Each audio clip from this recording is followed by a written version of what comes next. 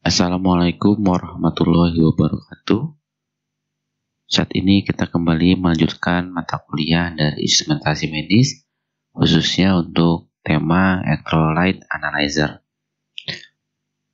Untuk tujuan pembelajaran dari mata kuliah ini diharapkan mahasiswa mengetahui prinsip kerja instrumen berdasarkan sifatnya, yaitu electrolyte analyzer, kemudian mengetahui instrumen yang menggunakan prinsip-prinsip electrolyte analyzer. Pokok bahasan yang akan kita bahas untuk materi ini, yang pertama adalah pengertian dari electrolyte analyzer, kemudian prinsip kerja electrolyte analyzer, yang ketiga adalah mekanisme kerja electrolyte analyzer, dan yang terakhir adalah jenis-jenis instrumen yang digunakan berdasarkan prinsip electrolyte analyzer. Berdasarkan pengertian dari electrolyte analyzer, ini merupakan suatu instrumen yang dapat mengukur kadar elektrolit di dalam tubuh manusia, di mana pengukuran elektrolit ini dilakukan untuk mendeteksi ketidakseimbangan metabolisme, mengukur fungsi ginjal, jantung, dan lain sebagainya. Elektrolit yang diukur ini bisa saja natrium, bisa kalium, bisa klorida, ataupun bikarbonat, dan juga bisa digunakan untuk mengukur kadar lainnya, seperti oksigen, CO, dan sebagainya. Namun, untuk di dunia medis, itu yang sering digunakan adalah natrium, kalium, klorida, dan juga bikarbonat. Spesimen yang sering digunakan untuk pengukuran ini itu bisa terdiri dari plasma darah, serum, urin, ataupun cairan cerebrospinal, ataupun lain sebagainya, tergantung kebutuhan yang dipakai itu apa. Electrolyte spesimen atau spesimen yang digunakan kemudian diukur dengan suatu instrumen yang menggunakan prinsip electrolyte analyzer, ini menggunakan suatu sensor atau menggunakan suatu detektor yang disebut dengan ion selective elektroda atau yang disebut dengan ISE. Ada beberapa mata kuliah ini tidak disebutkan temanya ada electrolyte analyzer, tapi dia langsung ke arah ion selective electrode. Jadi kalau saya ulang lagi, electrolyte analyzer itu alat pengukur electrolyte di mana bagian yang paling pentingnya atau bagian yang dapat mengukur perubahan tersebut itu adalah ion selective elektroda. Sebenarnya apa sih yang disebut dengan electrolyte? Electrolyte ini di dalam tubuh manusia itu sangat banyak. Di mana electrolyte ini adalah molekul yang bermuatan positif atau negatif sehingga sering dikatakan dengan ion negatif atau ion positif. Elektrolit ditemukan di dalam sel tubuh manusia ataupun di dalam cairan ekstraselular, termasuk dalam plasma darah. Elektrolit ini berperan dalam memelihara fungsi tubuh, seperti mempertahankan tekanan osmotik, kemudian mengontrol distribusi cairan dalam tubuh, kemudian melihat kondisi suatu organ atau jaringan, ataupun lain sebagainya. Jadi ketika kita melihat ada kegagalan dalam suatu fungsi organ, maka kita bisa lihat keberadaan elektrolit di dalam sampel, baik itu plasma darah, urin, dan sebagainya. Nah, itu pun kita bisa melihat kalau ada kelainan metabolisme. Kalau tadi kita bicara tentang kelainan organ tubuh, bisa saja kita melihat kelainan dalam metabolisme. Karena organ tubuh itu menghasilkan sesuatu atau metabolisme akan menguraikan sesuatu atau akan menyusun sesuatu. Nah, itulah yang kita lihat ketidakstabilannya. Fungsi elektrolit dalam tubuh ini ada beberapa fungsi yang tersendiri, seperti natrium yang berfungsi sebagai penentu utama osmolaritas dalam darah dan mengatur volume ekstrak sel. Jadi, natrium dalam tubuh sangat dipentingkan untuk osmolaritas. Kemudian, kalium berfungsi mempertahankan membran potensial elektrik dalam tubuh. Klorida ini berfungsi mempertahankan tekanan osmotik, distribusi air pada berbagai cairan tubuh, dan juga keseimbangan anion dan juga kation dalam cairan ekstrasel. Kalsium berfungsi utama di mana sebagai penggerak dari otot. Jadi kita bisa lihat kalau otot itu bisa bergerak itu akibat adanya kalsium, di mana deposit utamanya itu berada di tulang dan gigi. Apabila diperlukan, kalsium ini dapat berpindah ke dalam darah. Nah, kadangkala kalau melihat seorang itu osteoporosis atau karena pada otot, itu kita bisa lihat di mana kalsium itu terbanyak. Apakah ada di cairan tubuh, plasma, atau di urin dan sebagainya. Nah, itu kita bisa lihat dengan kemunculan kalsium. Ada juga magnesium yang berperan penting dalam aktivitas elektrik jaringan, yaitu mengatur pergerakan Ca2+ ke dalam otot, serta memelihara kekuatan kontraksi jantung dan kekuatan pembuluh darah tubuh. Jadi kalau kita melihat ada magnesium banyak dalam tubuh atau kurang dalam tubuh, kita bisa melihat bahwa terjadi kelebihan atau kekurangan aktivitas. Nah, itu adalah fungsi dari elektrolit. Sekarang kita melihat kenapa sih harus dicek elektrolit dalam tubuh. Itu satu, sebagai penunjang diagnosis penyakit. Kedua, memantau perjalanan penyakit. Ketiga, memantau efektivitas pengobatan. Dan yang kelima, melakukan uji saring atau screening. Dan juga untuk pencegahan, yaitu check up sebagai tindakan preventif. Sekarang, bagaimana kita bisa mengukur keberadaan ion tersebut dalam tubuh? Kalau kita ingin mengukur keberadaan ion dalam tubuh, maka kita membutuhkan suatu instrumen. Instrumen yang tadi saya sebutkan electrolyte analyzer, itu komponen utamanya adalah elektroda yang selektif terhadap ion. Itu adalah instrumen yang mampu mengukur keberadaan elektrolit tadi. Makanya yang sering dibahas itu adalah ion selektif elektroda, atau juga dikenal dengan elektroda ion spesifik. Itu adalah elektroda yang spesifik terhadap ion itu sendiri. Mungkin Anda bisa mengingat kembali atau membuka kembali materi pH meter tentang perubahan, apa yang bisa kita lihat dari perubahan tersebut. Nah, kalau kita bicara tentang ion selektif elektroda ini, itu ada suatu transducer. Transducer adalah suatu alat yang dapat merubah energi dari satu ke energi yang lainnya. Atau kadang-kadang disatukan dengan sensor, sesuatu yang dapat menerima perubahan. Di mana ISE ini itu adalah sensor atau transducer yang mengubah aktivitas ion spesifik yang dilarutkan dalam larutan menjadi potensial listrik. Jadi transducer ini bisa berubah aktivitas ion yang ada dalam larutan menjadi potensial listrik, menjadi suatu aliran listrik. Apa yang membentuk tersebut? Potensial listrik adalah tegangan listrik.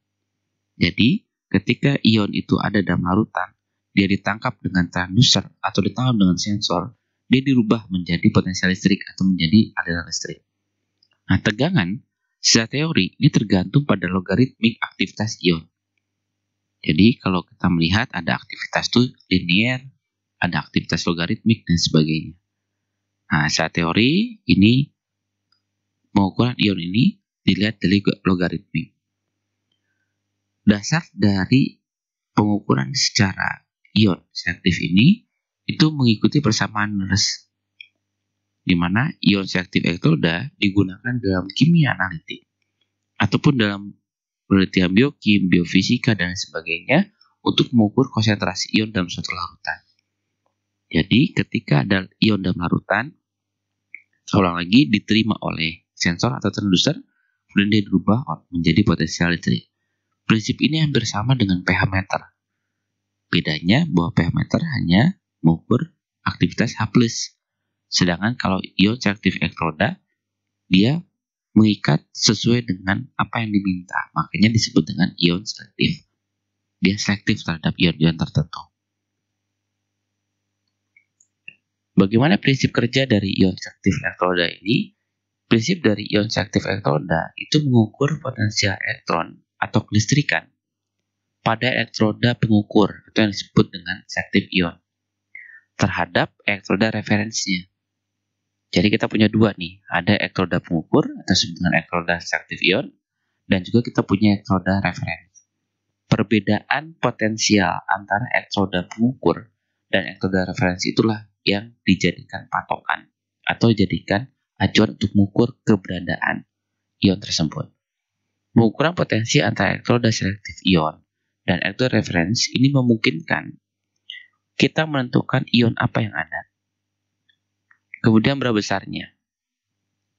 Di mana kita bisa melihatnya, aktivitas di antara larutan yang akan dianalisa dengan larutan standar yang ada di internal. Saya akan kembali di pH meter, itu ada bulb yang isinya kabel perak yang terisi dari KCl pH 7.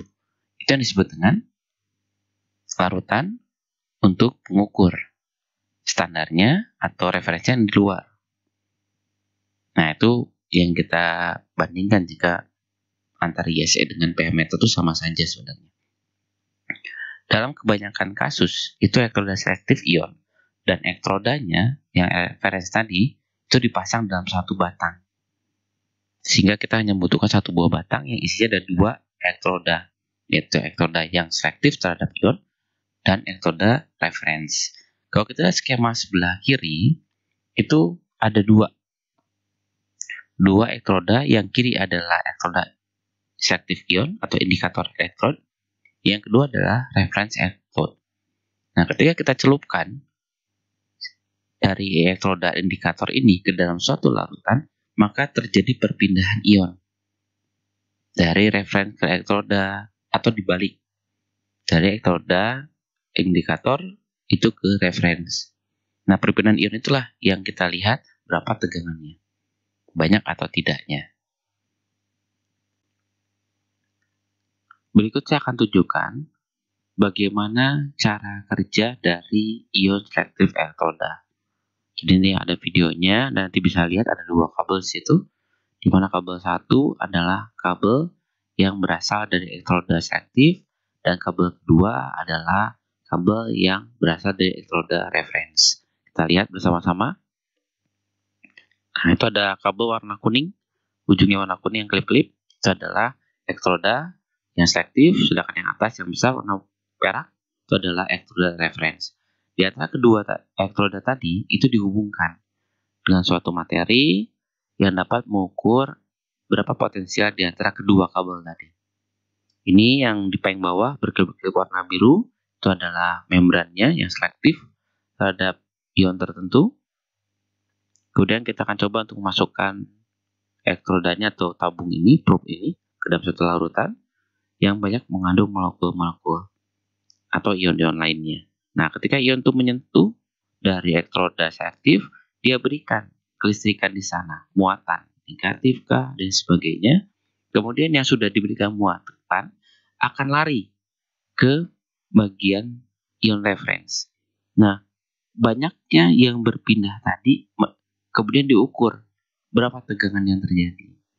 Nah, tegangan itulah yang kita jadikan acuan berapa banyak jumlah ionnya dan ada atau tidaknya jumlah ion tersebut. Jadi kalau tidak ada berarti tidak ada aliran. Jadi kalau banyak maka makin besar tuh alirannya. Nah, itu adalah prinsip kerja dari ion selektif elektroda. Nah, ini ada yang menggunakan referensi lainnya, pembandingnya diatur lebih banyak lagi.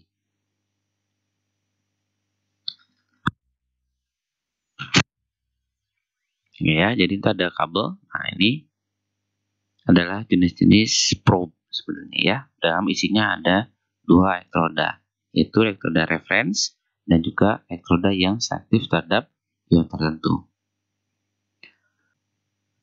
Kemudian kita lihat apa saja kesalahan yang terjadi pada ion selektif elektroda ini.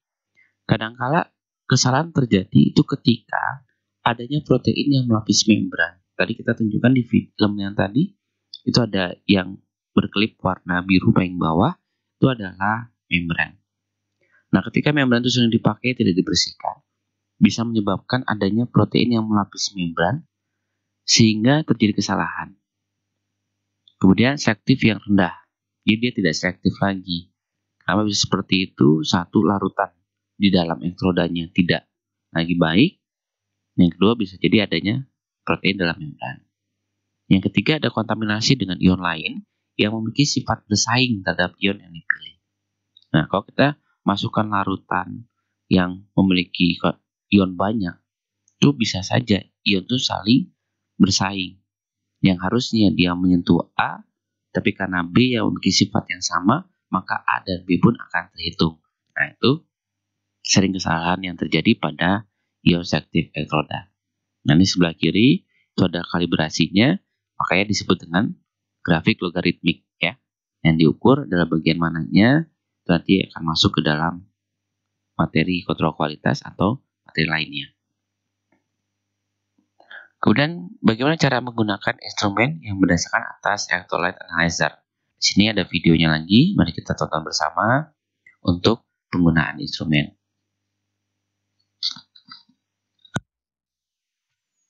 Ya, ini contoh alatnya. Nah, alatnya adalah electrolyte analyzer, dia udah canggih ya. Udah nggak kecil-kecil nih, udah mulai besar-besar ukurannya. Ini adalah alat yang sering digunakan di laboratorium. Nah, bagaimana menyalakannya? Kita nyalakan dulu. Tunggu alirannya semua sudah stabil. Kemudian akan ada pengukuran, kalibrasi, dan sebagainya. Apa yang dilakukan pertama kali? Kalibrasi. Kita kalibrasi terlebih dahulu. Kita masukkan larutan dengan konsentrasi rendah sampai dengan konsentrasi tinggi, maka nanti akan terbentuk suatu kurva yang disebut dengan kurva kalibrasi yang sebelumnya saya tunjukkan di gambar. Nah, ini dimasukkan dengan konsentrasi yang berbeda, dia akan mengukur sendiri berapa nilainya. Kemudian ketika keluar grafik angka-angka seperti ini, maka muncullah suatu grafik pengukuran dan menghasilkan suatu rumus tertentu. Setelah kalibrasi selesai, maka kita lakukan quality control. Lakukan QC 1, QC 2, QC 3. Nah, untuk melihat hasil dari kalibrasi tadi bisa nggak digunakan untuk larutan yang normal ataupun yang patologis. Kita ukur.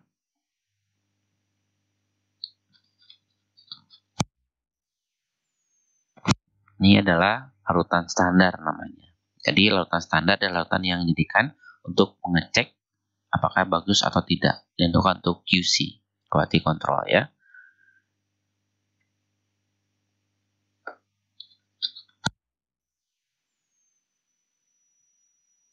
Jadi analis hanya kerjanya mencet-mencet aja ya untuk di sini. Kemudian dia ukur untuk QC-nya. Kemudian hasilnya keluar. Nanti dibandingkan antara hasil tersebut dengan nilai yang ada. Kemudian kita lakukan pengukuran. Kita ukur, mau pakai serum, urin, dan sebagainya. Kita pilih sampel mana yang mau dipakai. Nah, baru kita masukkan sampelnya.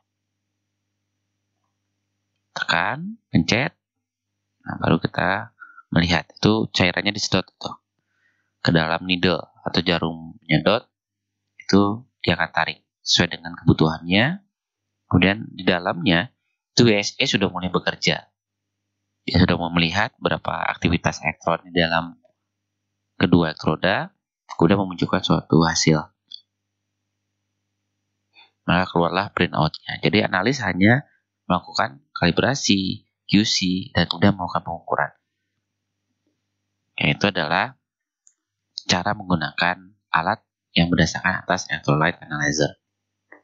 Kemudian bagaimana sih prosesnya sebenarnya? Dari film tadi kita bisa melihat bahwa prosesnya itu adalah satu kalibrasi, kedua adalah quality control, kemudian melakukan pengukuran, kemudian melakukan perawatan. Oke ya, ini mohon maaf penulisannya salah ya, measurement-nya. Yang pertama adalah kalibrasi. Kenapa harus dilakukan kalibrasi? Kalibrasi adalah untuk memastikan rumus yang akan digunakan untuk mengkonversi. Jika konsentrasinya rendah, berapa angkanya, nilainya? Jika konsentrasinya tinggi, itu bagaimana? Nanti akan membentuk suatu grafik. Mudah-mudahan Anda sudah diajarkan tentang grafik kalibrasi. Dia mengukur konsentrasi A, B, C, D sampai dengan E, yang mana konsentrasi A, B, C, dan E itu berbeda-beda. Dia meningkat tuh, A sampai dengan E dia meningkat, terbentuklah rumus. Rumusnya logaritmik. Kalau biasanya ada rumus linear, Y sama dengan AX plus C, misalnya gitu ya. Atau biasanya Y sama dengan MX plus C. Nah, ini adalah rumus yang logaritmik. Mudah-mudahan Anda masih ingat pelajaran komputer yang dulu.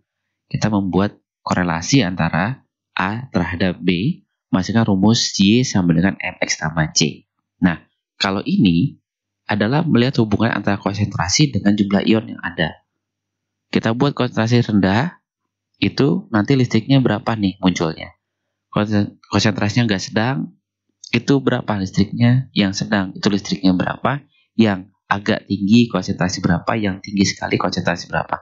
Kelima itu, kita buat hubungan antara konsentrasi dengan kelistrikannya, kemudian terbentuklah suatu kurva. Cuma kurvanya kurva logaritmik. Setelah kita dapatkan kurva tadilah menghasilkan suatu rumus. Rumus nanti itu akan dijadikan suatu konversi. Nah, ketika kita sudah dapatkan rumus tadi, kita coba dengan larutan yang sudah terukur, yang sudah terlihat konsentrasinya, punya yang patologis, sama punya yang normal. Nilai normal dari tubuh seorang dan juga patologis dari tubuh seorang. Bisa low, bisa high. Bisa low patologis, bisa high patologis. Nah, kita masukkan itu. Masukkan larutan kontrolnya, kemudian biarkan alat itu mengukur sendiri berdasarkan hasil dari kalibrasi. Hasil pengukuran QC kita bandingkan dengan larutan yang sudah diketahui konsentrasinya. Betul nggak? Sama nggak? Kalaupun dia tidak sama, dia harus mendekati 95% tingkat kebenarannya. Misalnya nilai standarnya 100. Kemudian ketika hasil dari pengukuran kontrol berdasarkan rumus kalibrasi itu 98, berarti masih bisa digunakan. Jika di bawah 95 misalnya begitu, maka harus dikalibrasi ulang. Nah, itu ada tahapannya. Ketika QC-nya masuk semua, baik itu yang low patologis, normal atau high patologis, itu sudah masuk rentang nilainya, maka lakukan proses pengukuran. Selesai diukur, dilakukan perawatan. Perawatan dilakukan baik itu sebelum menggunakan ataupun sudah menggunakan, sebelum dikalibrasi ataupun sesudah mengukur suatu sampel. Jadi, siklus ini akan terus berputar. Dari kalibrasi, QC, ukur, perawatan, kalibrasi lagi. Jadi sebelum kalibrasi selalu rawat. Setelah mengukur selalu rawat. Itu adalah tahapannya. Kemudian kita lakukan maintenance-nya. Itu tadi kita sudah sebutkan ya. Kalibrasi, kemudian QC, ukur, dan maintenance atau perawatan. Caranya seperti tadi, kita udah lihat bagaimana melakukan kalibrasinya, QC dan juga mengukur. Saat ini kita melakukan maintenance. Bagaimana maintenance dari electrolyte analyzer? Itu ada dua. Yang pertama adalah maintenance rutin harian. Yang kedua adalah maintenance bulanan. Itu adalah maintenance yang harus dilakukan oleh seorang analis terhadap instrumen electrolyte analyzer. Yang pertama kita akan bahas tentang maintenance harian. Yang pertama, seorang analis harus selalu meriksa volume reagen. Dan jika perlu diganti, maka ganti. Berapa banyak ketika digantinya? Ya, tergantung dari instrumen tersebut mampu menarik air tersebut atau larutan tersebut berapa banyak. Itu harus selalu dicek. Kemudian di setiap akhir setelah menggunakan alat tersebut, jalankan prosedur perawatan harian. Jadi ada cleaning. Dia di clean tuh, elektrodanya di cleaning, dibersihkan dari larutan yang mengganggu dan sebagainya. Itu selalu dilakukan pembersihan setelah selesai menggunakan. Jadi kalau kita menggunakannya banyak, misalnya 10, tidak setiap kita membuat atau mengukur satu spesimen, kemudian dibersihkan, 2, bersihkan lagi, nggak seperti itu. Kita ukurkan dulu semuanya, udah selesai hari itu, maka pada akhir kerja hari itu, kita lakukan prosedur perawatan harian. Kita lanjut dengan bulanan. Bulanan yang dilakukan untuk perawatannya, itu pertama adalah periksa tegangan masing-masing elektroda. Jadi kita bisa melihat tegangan masing-masing elektroda itu masih bagus atau tidak. Jika tidak, maka kita harus mengganti larutan di dalam elektroda referens ataupun elektroda pengukur. Kalau misalnya di dalam larutan atau dalam elektroda tadi, di tabung elektroda tadi, itu larutannya kurang dari 2/3, maka wajib ditambah. Jadi kalau elektroda masih ingat ya, mudah-mudahan Anda masih ingat di pH meter, itu di bawah itu ada cairan tadi, yang KCl tadi. Kalau dia udah menyusut tuh, Karena penguapan dan sebagainya, dia menyusut. Kalau udah menyusut kurang dari 2/3, maka harus ditambah. Ditambahnya apa? Tergantung dari elektrolidanya, dia membutuhkan apa. Karena pada electrolyte analyzer ini prinsip kerjanya adalah elektrolisis atau elektrokimia. Ya, nah itu adalah yang kita lihat. Jika ada kristal pada elektroda, bersihkan dengan tisu atau kapas basah. Jadi kita bersihkan tuh, kalau ada kristal dalam elektroda di permukaannya, itu kita bersihkan. Hati-hati dalam membersihkannya, karena bersama dengan bulb yang ada di pH meter, sudah terlalu banyak digesek, karena menyebabkan ion statis nanti di sana. Kemudian jalankan program pembersihan di dalam menu layanan seminggu sekali jika diperlukan. Itu jika pengukurannya lebih dari 25. Jadi kalau pengukurannya lebih dari 25, dia tidak hanya harian, mas saya, tapi bisa juga mingguan. Tapi kalau misalnya kurang dari 25, setiap hari pengukurannya itu bisa 2-3 minggu, bahkan maksimal 1 bulan. Jadi hitungannya maintenance bulanan. Nomor 1, nomor 2 wajib dilakukan tiap bulan. Yang nomor 3 tergantung dari jumlah sampel. Jumlah sampel lebih dari 25 dilakukan seminggu sekali. Kurang dari 25 bisa 2-3 minggu sekali. Itu adalah maintenance yang tidak rutin yang dilakukan selama 1 bulan sekali. Kita kutip, bukan harian rutinnya ya, tapi rutin bulanan. Apa saja sebenarnya instrumen yang berdasarkan atas electrolyte analyzer atau ion selektif elektroda? Yang pertama itu ada pengukuran pH, yaitu pH meter. Nah, sebenarnya pH pun termasuk dalam electrolyte analyzer, cuma kalau pH meter dia sudah punya alatnya yang spesifik terhadap H+. Tapi di dalam electrolyte analyzer itu kadang-kadang disisipkan elektroda yang sama dengan pH meter, cuma sampelnya berupa plasma dan sebagainya. Kemudian kondisi tekanan oksigen, kemudian ada juga tekanan CO2, kemudian dia bisa mengukur konsentrasi HCO3 dalam suatu darah, ya, satuannya mili ekuivalen per liter, dan saturasi oksigen itu adalah 95-100%, atau kalau dicampuran arteri dan vena adalah 70-75%. Dan base excess itu adalah konsentrasi dalam darah -2-2, dan kalau campuran adalah 0-4. Nah, di sebelah kanan ini itu adalah jenis-jenis electrolyte analyzer. Ini yang ukurannya kecil, ada yang portable yang paling bawah, ada juga yang besar itu yang lebih lengkap.